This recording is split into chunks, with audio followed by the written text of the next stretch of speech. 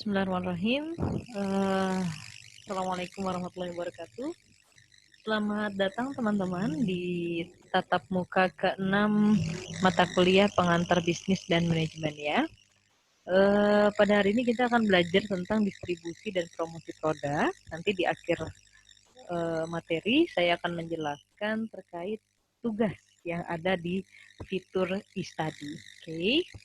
Jadi yang pertama kita akan mulai kenapa harus distribusi dan promosi gitu ya. Yang perlu teman-teman ketahui adalah dua hal ini complete each other. Jadi mereka itu saling melengkapi satu dengan yang lainnya, saling bergantung performanya satu dengan lainnya ya. Maksudnya gimana? Jadi sebagus apapun promosi yang sudah kita lakukan, tapi kalau distribusinya nggak jalan dengan baik, maka produk juga nggak akan sampai ke tangan konsumen. Vice versa, gitu juga dengan sebaliknya. Kalau distribusinya bagus, dia sudah kemana-mana dijualnya, tapi ternyata promosinya nggak jalan, orang-orang juga nggak tahu bahwa ada produk tersebut, ya produknya juga nggak akan laku. Oke. Nah, distribusi dalam hal ini bukan hanya bicara tentang jumlah, tapi juga tempat lokasi penyebarannya dan waktu. Jadi, prinsip dari promosi dan distribusi adalah siapapun, kapanpun, dimanapun, dan berapapun konsumen membutuhkan produk ini, dia harus ready. Nah ya, jadi secara distribusinya bagus, penyebarannya sudah bagus, dan ditunjang dengan promosinya juga harus bagus supaya calon konsumen tahu bahwa produk itu ada, produk itu bermanfaat atau memiliki fungsi yang bisa digunakan oleh konsumen hingga akhirnya mereka mau membeli. Alright, so tadi kita sudah bicara sedikit tentang distribusi ya. Jadi prinsipnya adalah distribusi adalah proses di mana barang dari produsen itu harus bisa sampai ke tangan konsumen. Jadi kata kuncinya harus bisa sampai ke tangan konsumen. Jadi saluran distribusi itu apa sih? Saluran distribusi itu sekumpulan dari pihak-pihak yang mereka saling bergantung dengan satu dengan lainnya. Mereka yang terlibat dalam proses distribusi ini sehingga produknya sampai ke tangan konsumen dan siap digunakan. Nah, siapa aja yang bergantung di sini? Ada banyak. Nah, yang dikasih warna biru ini yang kita sebut dengan perantara. Ada penyalur, ada agen, ada retail. Ya, perantara ini siapa? Ya, kenapa disebut perantara? Karena dia berada di antara perusahaan dan konsumen tepatnya. Kenapa sih perlu ada perantara? Very simple, sama kayak kita belajar tentang organisasi pada umumnya, tujuannya pasti supaya efektif dan efisien. Gue lupa deh, di tatap muka pertama gue sempat jelasin nggak ya bedanya efektif dan efisien. Kalau misalkan belum, gue coba jelasin sedikit di sini. Prinsipnya kalau ngomongin efektif itu berarti kita berhubungan dengan goals atau pencapaian tujuan ya. Selama tujuan kita tercapai, maka cara itu dianggap efektif. Oke, kata kuncinya adalah goals atau tujuan. Nah, goalsnya si perusahaan di sini apa? Ya jelas, goalsnya adalah barangnya sampai ke tangan konsumen. That's it. Oke. Jadi selama produk itu bisa sampai ke tangan konsumen, maka dia dikatakan caranya efektif. Nah, jadi gimana supaya produknya perusahaan sampai ke konsumen? Ya dibantu oleh penyalur, dibantu oleh agen, dibantu oleh retail, sampai deh ke konsumen. Maka itu dianggap efektif. Itu adalah fungsi pertama, adanya perantara. Fungsi kedua apa? Efisien. Kalau efektif berbicara tentang goals atau pencapaian tujuan, maka efisien kita berbicara tentang effort atau usaha. Ya, jadi dalam mencapai tujuan tadi, berapa banyak sih effort yang dikeluarkan oleh perusahaan? Effort di sini apa aja? Bisa tenaga, bisa waktu, bisa modal, bisa kesempatan, semuanya itu adalah effort dari perusahaan. So yang diinginkan pasti yang keluar cost-nya paling sedikit. Karena di semua hal effort tadi pasti mengeluarkan cost. Ya, tenaga ada biayanya, waktu juga ada biayanya, kesempatan juga itu ada biayanya. Pasti yang diinginkan oleh perusahaan adalah yang paling efisien. Means yang cost-nya itu paling sedikit. Jadi ini kita bandingkan nih, kalau perusahaan itu dia turun tangan sendiri untuk nyebarin barang-barangnya sampai ke tangan konsumen dibandingkan. Nah, dibandingkan dia dibantu oleh para perantara, ada penyalur, agen, dan retail, biasanya itu akan lebih efisien atau lebih murah ketika mereka dibantu oleh perantara. Kenapa? Karena para perantara ini sudah terbiasa, mereka terbiasa kontak langsung sama konsumen, dia punya spesialisasi terkait dengan lapangan, dia tahu betul kondisi persis di lapangan gimana, konsumen itu butuhnya apa, mereka perilaku pembeliannya gimana, mereka tuh udah sangat sangat spesialisasi di situ ya. Jadi dari hal tersebut, maka biasanya penyalur agen retail mampu mencapai target yang lebih tinggi daripada yang distandarkan oleh perusahaan. Jadi efisiennya dapat, efektifnya juga dapat. Nah, ini adalah fungsi dari saluran distribusi. Oke, sekarang kita akan belajar tentang mungkin teman-teman sudah pernah mendengar ya. Ini kita sebut sebenarnya yang akan kita pelajari adalah tingkatan saluran distribusi. Tapi sebelum nyampe ke sana, teman-teman harus tahu bahwa target kita ini, target perusahaan ini, kita mau jual produk kita kemana sih, gitu ya. Kalau beberapa pekan lalu kan kita sudah fokus membahas tentang segmentasi. Nah, di slide ini kita buat lebih simpel. Jadi target pasar kita itu secara umum dibagi dua. Ada yang kita sebut dengan B2B, ada yang kita sebut dengan B2C. Oke. Nah, B2B itu adalah singkatan dari business to business. Jadi dari perusahaan menjualnya ke perusahaan lagi. Kalau yang B2C itu business to konsumen. Jadi dari perusahaan menjualnya ke konsumen. Nah, apa sih bedanya? Saya mulai dari yang B2C dulu biar gampang ya. Namanya juga menjual ke konsumen. Jadi yang membeli produk kita adalah orang yang akan mengkonsumsi langsung produk kita. Jadi ini contoh ya, gue jual kurma. Oke, sebut saja Bambang beli kurma gue. Nah, kurmanya itu langsung dikonsumsi sama Bambang. Artinya orang yang membeli produk kita itu adalah orang yang akan mengkonsumsi langsung produk yang akan dijual tadi. Dan yang kedua biasanya si bisnis to konsumen ini belinya lebih ke arah retail, belinya kan untuk keperluan pribadi. Oh, untuk keperluan serumah ya udah saya cuma beli 1 kilo deh, atau saya belinya 2 kilo misal. Jadi belinya retail, bukan dalam jumlah yang besar. Nah, terus kalau bisnis to konsumen, ciri khas lainnya adalah pengambilan keputusannya mudah. Maksudnya Bambang itu kalau lagi pengen beli kurma, ya paling dia tinggal minta izin sama siapa sih, ngobrol sama istrinya, bendahara rumah tangga kan. Dia nggak perlu minta izin sama siapa-siapa, nggak perlu diskusi dengan siapa-siapa, butuh keputusan orang lain untuk bisa membeli produk itu. Nah, itu adalah karakteristik kalau barang-barangnya B2C. Nah, bagaimana kalau B2B? B2B itu adalah ketika yang beli produk kita itu bukan orang perorangan, tapi organisasi, perusahaan, atau organisasi bisnis lainnya yang beli produk kita. Kenapa dia butuh beli produk kita?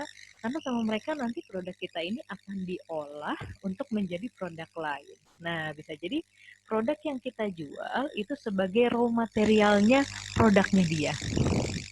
Contoh ya, saya jual kurma. Oke.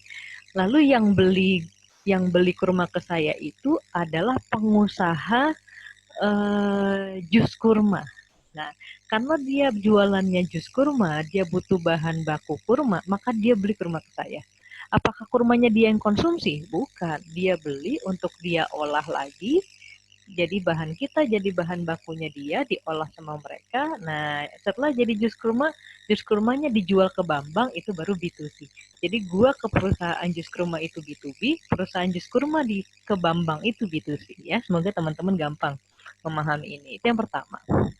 Lalu yang kedua, belinya dalam jumlah besar. Beda kayak B2C tadi.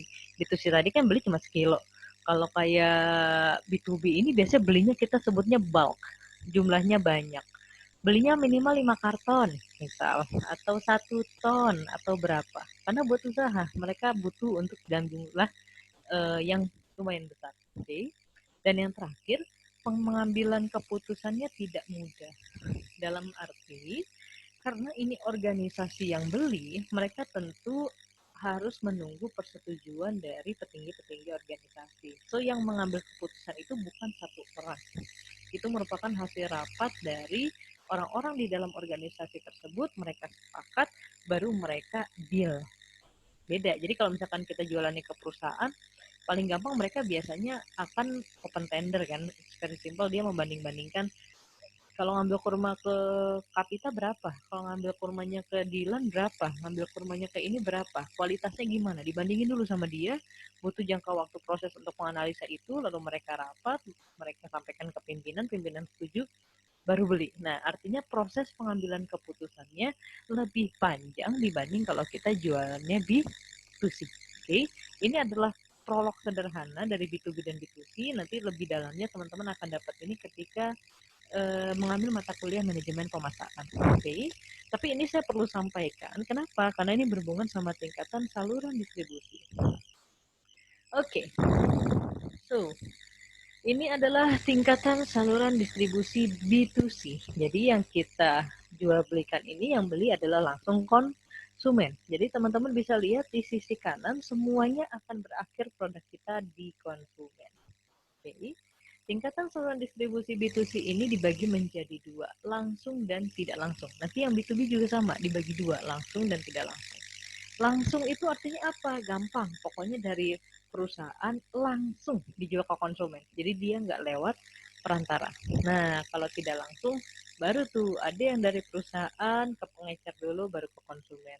Ada juga yang paling kompleks, kita nyebutnya paling kompleks ya, itu dari perusahaan nyampe ke pedagang besar, pemborong, pengecer, konsumen ya. Jadi itu adalah tingkatan dari yang paling simple sampai yang paling kompleks.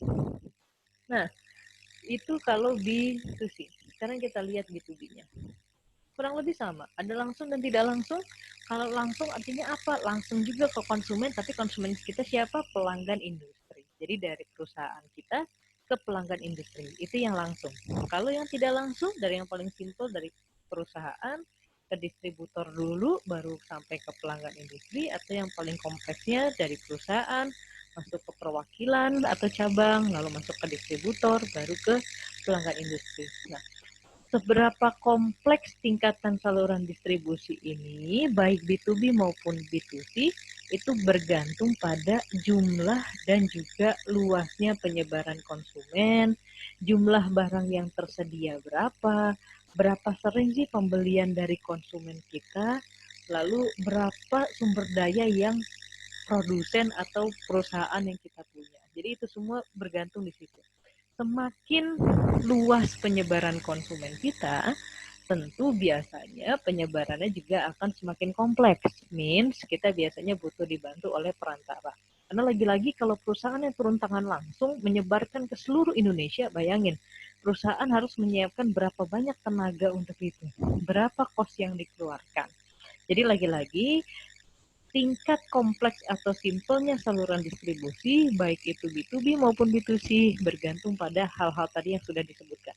Ada jumlah dan penyebaran konsumen, berapa banyak jumlah barang yang tersedia, berapa sering pembelian dari konsumen terkait produk kita, lalu sumber daya yang produsen atau perusahaan kita punya itu seberapa besar.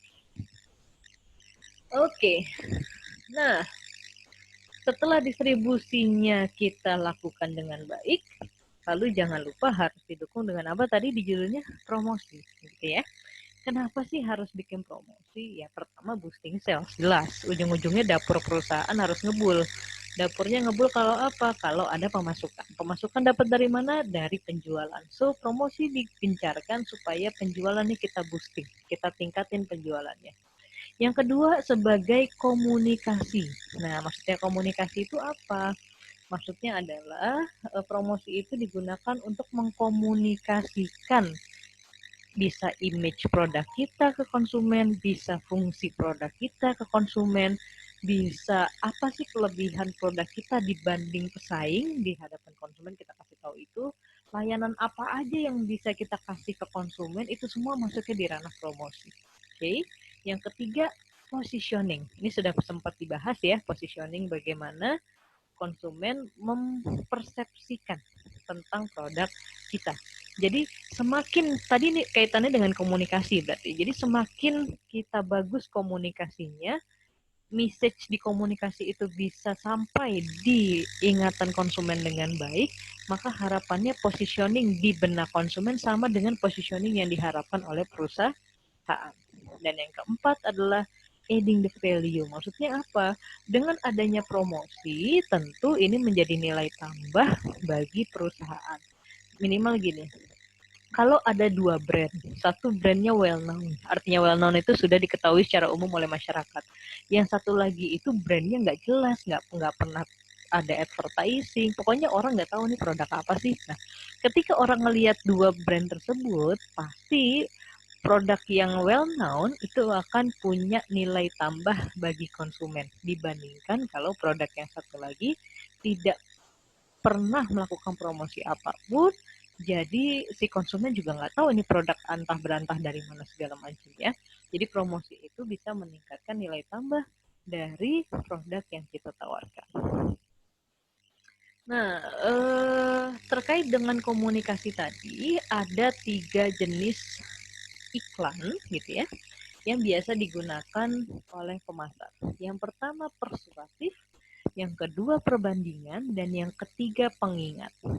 Yang paling umum atau hampir semua iklan lah saya bilang, hampir semua iklan komunikasi pemasaran itu tentu tujuannya untuk pengingat, mengingatkan. Kenapa sih konsumen harus diingetin?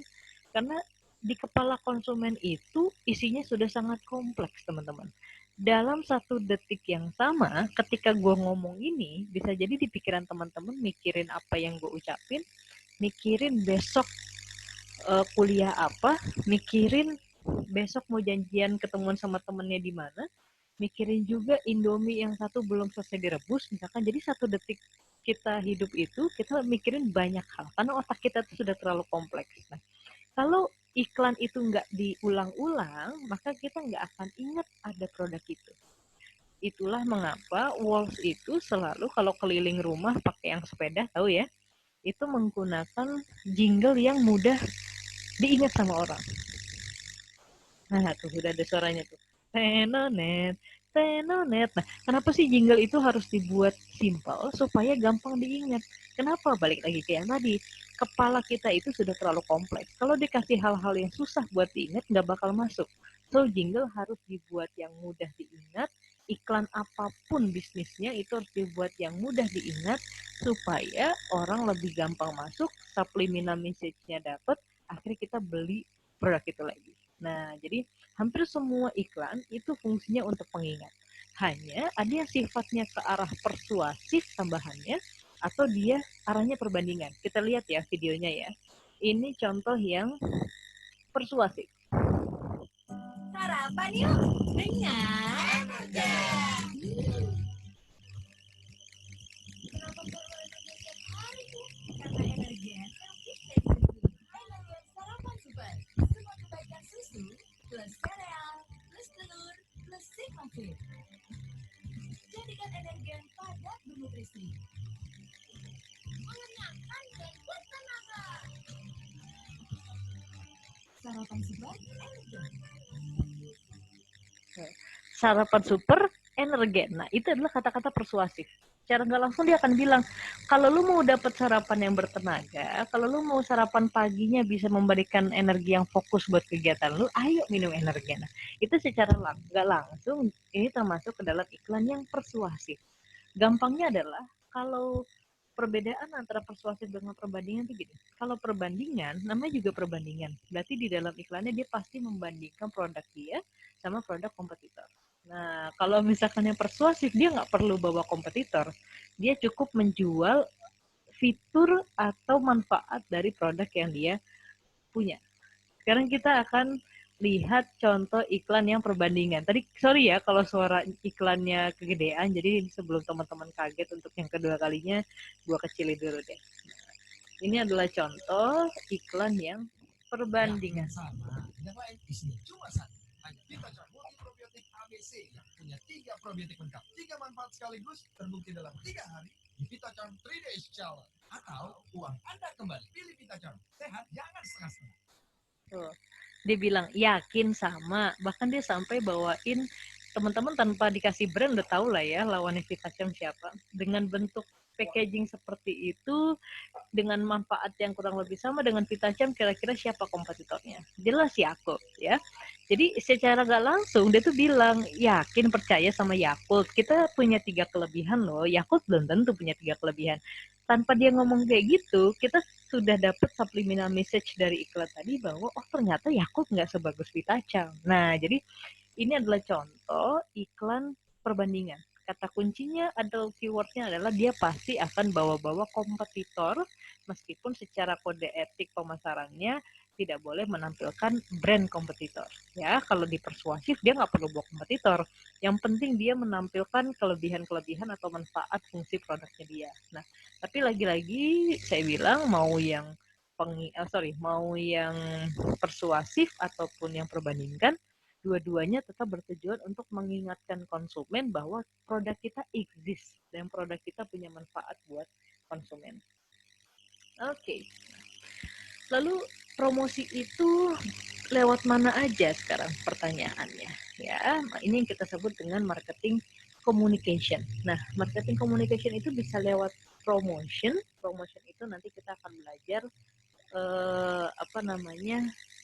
promotion di sini bukan promotion yang ada di judul ya. Kalau promotion yang ada di judul kan benar-benar literally pemasaran pada umumnya. Nah, promotion yang ada di marketing communication ini berbeda. Nanti saya akan jelaskan di slide berikutnya. Yang kedua adalah personal selling, ketiga direct marketing, keempat public relation and publicity, publisitas ya, dan yang terakhir adalah advertising. Oke. Kalau ada kata promotion dalam marketing communication, maka artinya dia segala sesuatu yang sifatnya promo. Nah, mau dia promo 50%, mau dia dikasih rabat, dikasih diskon, atau bundling. Nah, kalau bundling itu kalau teman-teman misalkan lihat di supermarket suka gini nih. Kalau beli teh botol doang misalkan harga 6.000. Kalau beli misalkan permen Mentos doang harganya 5.000 misal ya. Jadi kalau misalkan beli teh botol doang terpisah 6.000, beli Mentos doang terpisah 5.000. Tapi kalau beli mentol sama teh botol yang harusnya 11.000 dikorting deh jadi 9.000, itu namanya banding. Pokoknya segala sesuatu yang sifatnya memberikan potongan harga dalam berbagai bentuk ini kita sebut dengan promotion ya. Contohnya yang ada di poster ini dia pakainya discount. Next, yang kedua kita sebut dengan personal selling. Nah, apa sih yang dikatakan personal selling? Namanya adalah personal. Artinya ada tenaga pemasaran khusus yang diberi kewajiban untuk menjual kepada konsumen, mendampingi konsumen, menjelaskan manfaatnya ke konsumen. Pokoknya ini kita bertemu dengan tenaga pemasar secara langsung. Oke, makanya disebut personal selling. Ada orangnya, ada personnya yang menjual ke kita. Kalau kita beli ke warung, atau lu masuk ke dalam mall, masuk ke dalam sebuah toko, misalkan Zara, lalu ada tiba-tiba mbak Zara menghampiri kita, mbak cari apa, atau mbak butuh ukuran apa, itu artinya personal selling. Ada person dari tenaga pemasar yang dikirim khusus untuk mendampingi kita, melayani kita, menjelaskan produk ke kita, menjual ke kita, itu kita sebut dengan personal selling ya. Contohnya seperti ini salah satu personal selling yang menarik.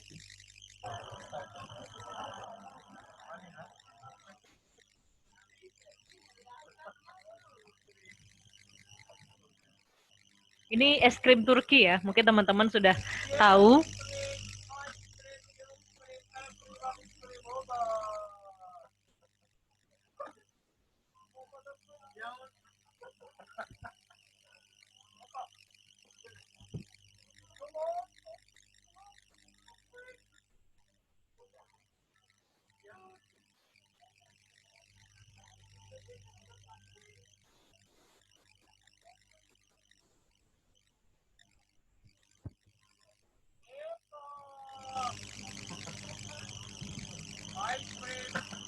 Oke, ini videonya masih panjang.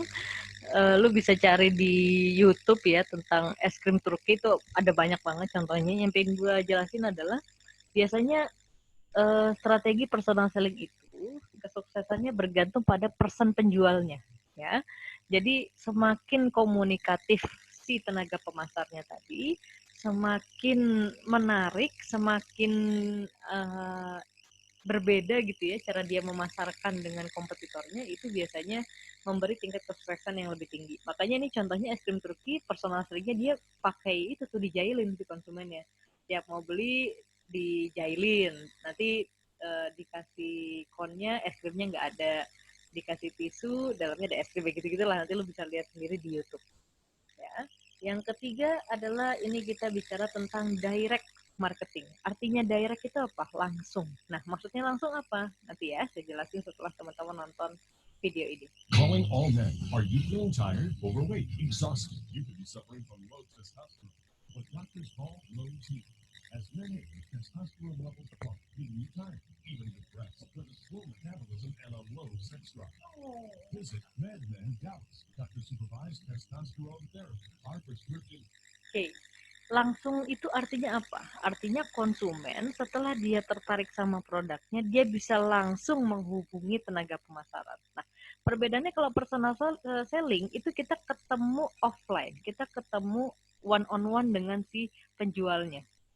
Jadi dan bahkan personal selling itu dia yang menghampiri kita gitu ya. Kalau direct marketing kita yang mencari pemasarnya. Nah, kita gimana bisa cari pemasarnya? Nah, kalau di video ini contohnya yang ada tulisan di bawah tuh 214-987-9201. Jadi si perusahaan ini bilang, lu kalau butuh produk gua, call me now. Teleponnya kemana? Ke nomor ini nih 214-987-9201. Jadi kalau lu ngelihat setiap iklan ada nomor teleponnya atau ada email, ada sosial media, pokoknya dia bilang lu kalau tiap butuh gue klik yang ini, hubungi ke sini, cari di YouTube ini, atau kirim ke email ini. Itu artinya dia menggunakan direct marketing. Dia memberikan kesempatan kepada konsumen untuk menghubungi secara langsung perusahaan. Oke, kata kuncinya adalah langsung, direct marketing. Nah, yang berikutnya adalah public relation and publicity. Ini gampang. Pokoknya si perusahaan bikin press release, dikirim ke media-media, media upload atau medianya cetak berita kita, udah deh jadi PR dan publicity. Selesai. Very simple. Ya, nah. Kalau yang terakhir advertising itu semua hal yang lu lihat di TV itu advertising ya. Semua hal yang lu lihat di billboard itu advertising. Semua hal yang lu baca di koran itu advertising. So itu semua setiap hari sudah kita baca, kita lihat, jadi saya nggak perlu jelasin lebih lanjut. Tapi ada yang kurang dari slide ini. Nah, apa yang kurang? Markom itu ada 6. Marketing communication itu nggak hanya dari promotion sampai advertising. Tapi satu lagi kita sebut dengan event marketing ya. Jadi salah satu cara perusahaan memperkenalkan produknya bisa jadi lewat event. Bisa jadi memang produk event itu dalam arti gini, bisa jadi dia benar-benar yang bikin eventnya atau dia hanya sebagai sponsornya. Itu sama-sama bentuk event marketing. Itu gampang ya, gue juga nggak perlu jelasin lebih lanjut. Jarum Super bikin acara band gitu ya, atau Jarum bikin acara bulu tangkis. Nah, itu adalah bentuk dari event marketing. Very simple. Oke. Next, kita akan belajar tentang cara menyampaikan pesan. Oh, sorry, gue ada yang lupa dikit. Tadi kan ada 6 cara berarti ya. Nah, apakah perusahaan itu hanya boleh menggunakan satu? Enggak. Teman-teman kalau misalkan punya usaha dan mau menggunakan ke-6-6-nya, yang tidak masalah. Jadi, carilah saluran pemasaran yang dianggap paling efektif dan efisien untuk produk kita. Ya, maksudnya gini, kan lu jualan di iklan TV sama jualan lewat sosial media kan beda biayanya, beda exposure-nya. Biaya itu berarti modal yang dikeluarin ya, berapa jumlah orang yang tahu, melihat, dan akhirnya terekspos sama produk kita, dan sesuaikan dengan target pasar kita. Kalau target pasarnya adalah teman-teman kita sendiri, yang ngapain lewat TV, yang lewat sosial media aja, lewat WhatsApp pribadi juga selesai. Tapi kalau lu adalah bosnya siapa ya, bosnya Pepsodent gitu, ya lu harus menggunakan iklan TV karena dia menggunakan penetration yang semua Indonesia kalau bisa pakai produk kita. Oke. sekarang kita masuk ke cara penyampaian pesan. Cara penyampaian pesan itu secara umum ada dua. Ada pesan-pesan yang sifatnya menggunakan rasional appeal, ada yang menggunakan emotional appeal. Ya, sebelum saya jelaskan, saya ingin teman-teman lihat dulu video ini. Ini maksudnya ke rasional appeal.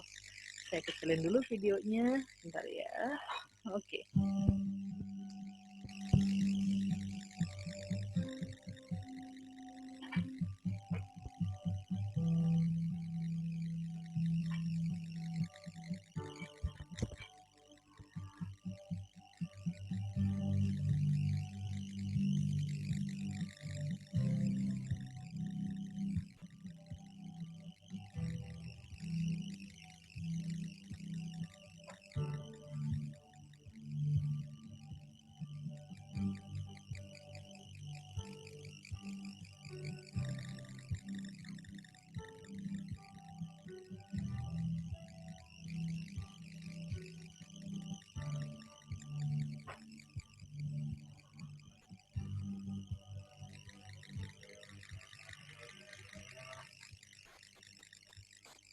Oke, namanya juga rasional ya.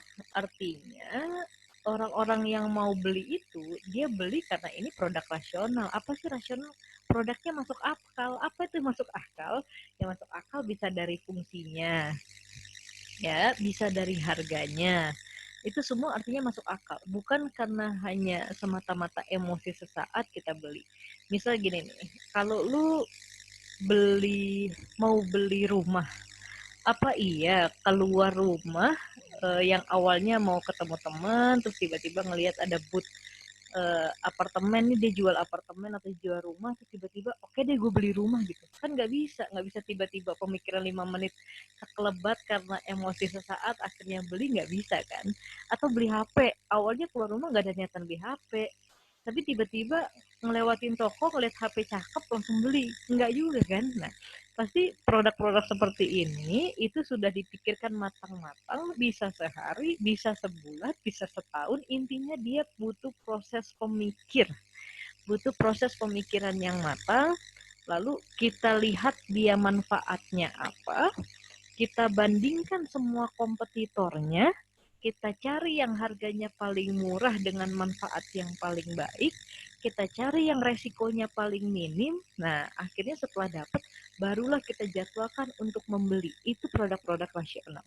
Ya, makanya sebagai perusahaan, ketika dia membuat iklan produk tersebut, yang akan ditampilkan oleh dia apa? Fitur atau manfaat.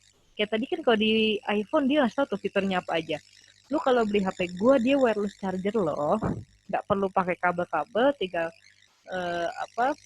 taruh sebuah tempat jarak berapa meter dari chargernya dia udah bisa kecas. Dia tipis loh, warnanya ada ini loh. Jadi yang dikeluarkan itu pasti adalah fitur, manfaat. Kenapa harus beli produk ini? Kalau lihat apartemen coba, Venirus misalkan, kenapa sih saya harus beli di Sedayu Group misalkan? Wah, di sini tingkat investasinya nilainya akan bertumbuh berapa persen kan? Di sini bebas banjir, whatever you name it. Nah, artinya yang disampaikan itu pasti tentang manfaatnya, tentang fiturnya, tentang why you have to choose our brand, kira-kira gitu. Itu namanya rational appeal. Kita bandingkan sekarang dengan emotional appeal. Oke.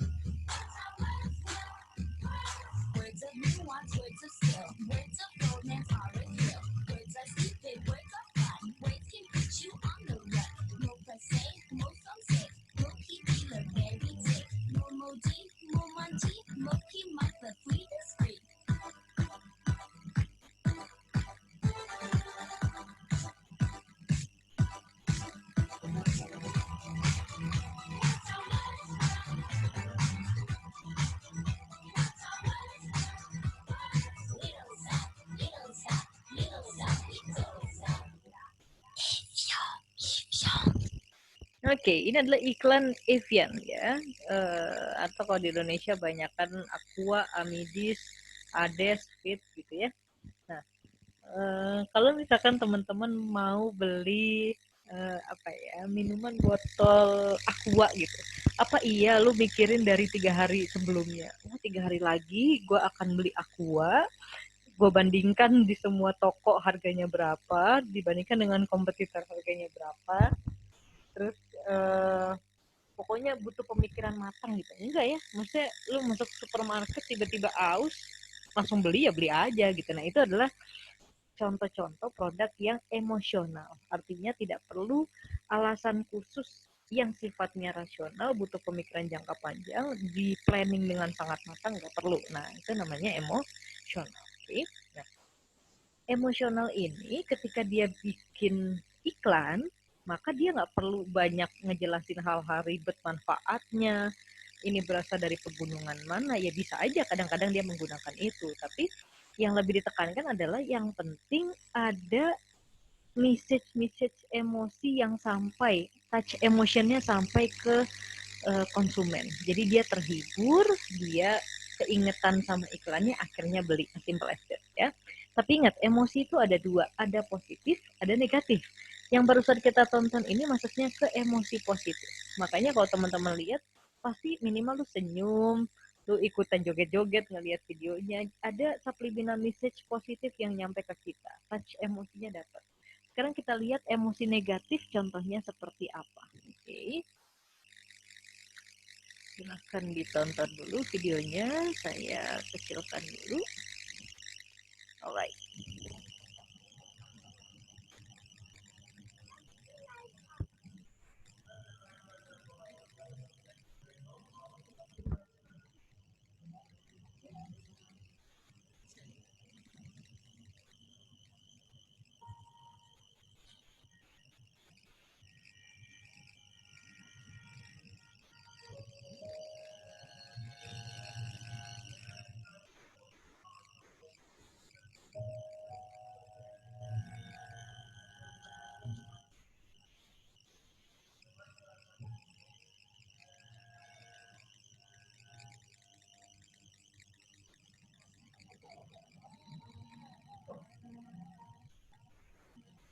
If this is how your child feels after losing you for a minute, just imagine if they lost you for life. Ada yang bisa nebak nggak itu iklan apa? Ya, itu iklan edukasi tentang rokok, teman-teman.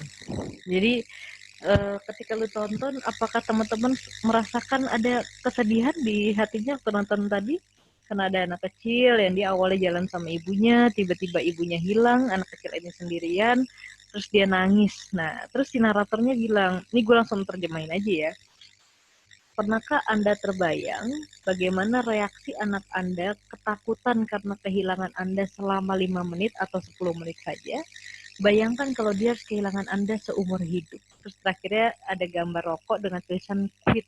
Artinya dia pengen bilang, makanya kalau anak Anda nggak mau kehilangan Anda seumur hidup, ya jangan ngerokok. Nah, jadi ini adalah subliminal emotional negative appeals yang digunakan. Jadi bukan hal yang senang-senang kayak tadi di Evian, tapi emosi sedihnya yang disampaikan ke kita.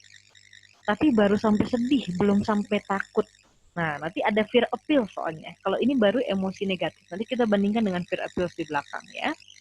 Sekarang saya masuk dulu ke humor. Nah, namanya juga humor, teman-teman kebayang lah ya.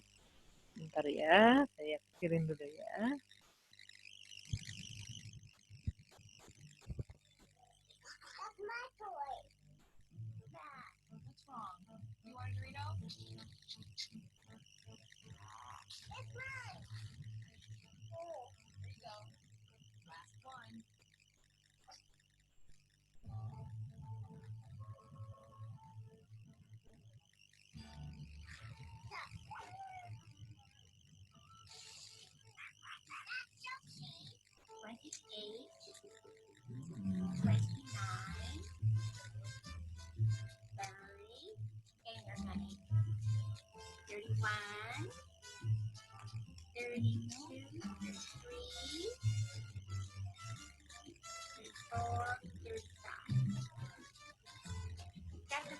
ya.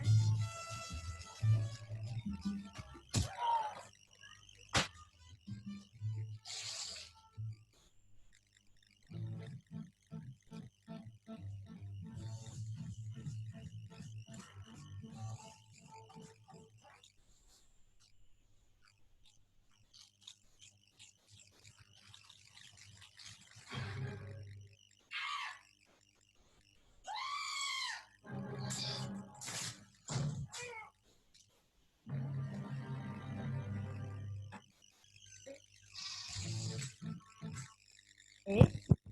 Ini contoh yang humor. Jelas ya perbedaannya dengan emosi positif ya. Kalau emosi positif ya udah buat fun aja. Tapi kalau humor appeals ini ya dia memang ingin menyuguhkan iklan yang lucu untuk kita konsumsi. Nah, ini next. Oh, sorry. Ini kita sekarang pakai yang sex appeals. Kita coba tonton. Sex appeals ini artinya dia menjual apa ya? Menjual daya tarik modelnya. Daya tarik ketampanan model cowoknya, daya tarik kecantikan perempuannya. Nah, contoh produknya kayak apa? Teman-teman pasti udah kebayang nih, produk kayak gini nih.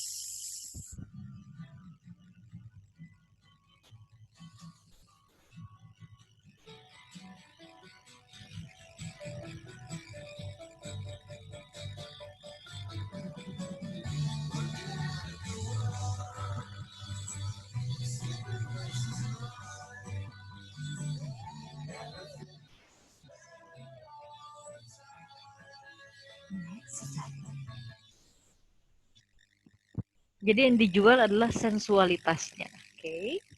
Ini contoh dari sex appeal. Sekarang kita masuk ke fear appeal. Nah, tadi kita akan bandingkan fear appeal dengan emosi negatif ya. Saya kecilin dulu. Sorry ya kalau gue lupa ngecilin videonya. Semoga teman-teman gak kaget pas nonton videonya ya.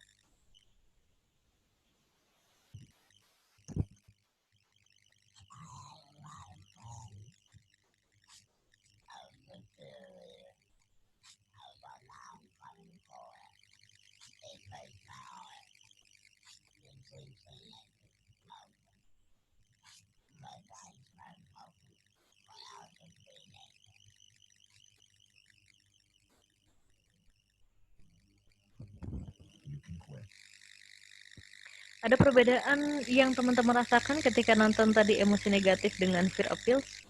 Harusnya sih perbedaannya terasa ya. Kalau di sini kita lebih dibuat bergidik, lebih dibuat ngeri sama pesan yang disampaikan. Kalau yang tadi ya sedih aja, that's it gitu. Cuman kalau di sini tuh rasa ngerinya nyampe ke kita. Nih, terus dia menciptakan message yang berasal dari rasa takut atau fear appeal. Nah, ini semua adalah contoh-contoh penyampaian promosi yang bisa digunakan. Nah, ketika ini semua ditampilkan di TV ya jelas dia masuk ke advertising, as simple as that. Okay? Nah, sekarang kita akan bahas yang tugas. Jadi di tugas itu saya minta teman-teman mencari bentuk-bentuk komunikasi pemasaran atau iklan yang dianggap unik oleh teman-teman. Boleh foto, boleh video. Gue kasih contoh ya. Ini kalau yang bentuknya foto. Jadi ini iklan teman-teman. Iklan, bukan iklan, sorry. Ini tuh dibuat permainan sama mereka. Lalu dari permainan itu dibuat iklan. Iklannya ditampilkan di televisi. Kalau lo menemukan seperti ini, silakan dimainkan, kira-kira gitu ya. Tapi bentuknya adalah itu permainan yang perbedaan real offline yang bisa lu mainin langsung, tapi sama mereka direkam, dimasukin ke TV, dikasih tahu bahwa kita ada game seperti ini loh. Nanti kalau misalkan lu nemu, silakan difoto, kirim ke sosial media segala macam. Ini adalah iklan ESPN. Oke. Jadi ketika itu lagi mau event pertandingan bola gitulah ya. Nah, ESPN sebagai saluran televisi yang menyiarkan tayangan bola, dia sampai bikin permainan di urinoirnya cowok kalau ke kamar mandi. Itu jadi dibuat semacam gawang, ada bolanya juga. Jadi cowok-cowok itu kalau lu mohon maaf sambil buang air kecil, lu bisa menggunakan air seni lu untuk masukin bola ke gawang. Nah, jadi ini bentuk iklan yang unik. Yang unik karena dia menciptakan engagement langsung, menciptakan keterikatan langsung sama si konsumen, tapi message-nya nyampe. Nah, jadi kan di depannya ada posternya tuh ya. Intinya kalau ternyata dengan mainin ini aja lo udah happy, apalagi nanti lo nonton pertandingan bola langsung di saluran ESPN. Nah, subliminal message-nya itu yang pengen dimasukin ya. Itu kalau lo mau menggunakan yang foto. Kalau mau pakai video juga bisa. Ini contoh videonya. Bentar ya, gue kecilin dulu. Ini iklan dari Coca-Cola.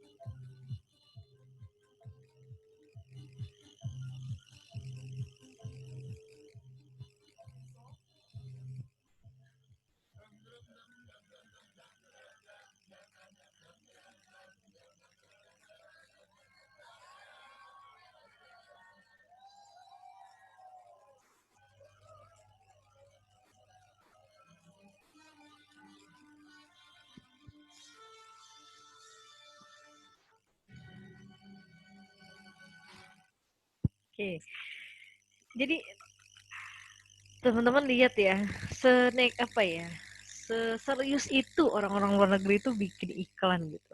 Maksudnya luar biasa sih menurut gue, ini satu kesatuan informasi yang komplit. Eh, si Coca-Cola punya Coca-Cola Zero yang dianggap awalnya taste-nya nggak akan sama dengan Coca-Cola sebelumnya. Lalu dia mengambil partner Mission Impossible yang Skyfall, dimana kita tahu kalau film-filmnya Mission Impossible itu pasti dia menciptakan sesuatu yang nggak mungkin menjadi mungkin dari trik-trik adegannya. Nah, jadi dia juga pengen menciptakan dengan lo meminum Coca-Cola Zero pun lo juga bisa mendapatkan hal-hal yang bukan mendapatkan, dalam arti mendapatkan sensasi yang sama yang awalnya lo kira nggak akan dapat, tapi ternyata sensasi itu juga akan lo dapat gitu. Karena dia 007 dia menggunakan 70 second itu bukan tanpa alasan dia menggunakan angka 70. Karena itu mengambil subliminal message dari 007-nya Mission Impossible. Terus karena Mission Impossible juga banyak adegan konflik-konflik, makanya dibuat konflik juga dalam mendapatkan tantangan tersebut. Jadi teman-teman bisa lihat ini salah satu komunikasi pemasaran yang sangat unik yang dilakukan oleh Coca-Cola. So, gue pingin teman-teman bisa mencari foto atau video seperti ini yang menurut lo, oh ternyata bisa ya kita bikin komunikasi pemasaran kayak gini. Mau itu billboard, mau itu dari personal selling, mau itu event marketing sekalipun, terserah. Yang penting yang dari tadi tuh, yang dari tadi kita pelajarin, lu cari menurut lo yang unik seperti apa, posting di Instagram, nanti di captionnya jelasin. Kenapa sih ini menurut lo unik? Apa uniknya? Message yang mau disampaikan apa dan lain sebagainya ya, itu tugas yang sangat simpel gue rasa. Nanti seperti biasa di screenshot lalu posting di fitur tugasnya Istadi. Oke teman-teman, saya rasa materinya cukup sekian. Jika ada yang kurang paham bisa langsung ditanyakan, boleh japri ataupun di WhatsApp grup. Kalau gue lambat merespon mohon maaf, mungkin saya sedang di rumah sakit nanti. Terima kasih. Assalamualaikum warahmatullahi wabarakatuh.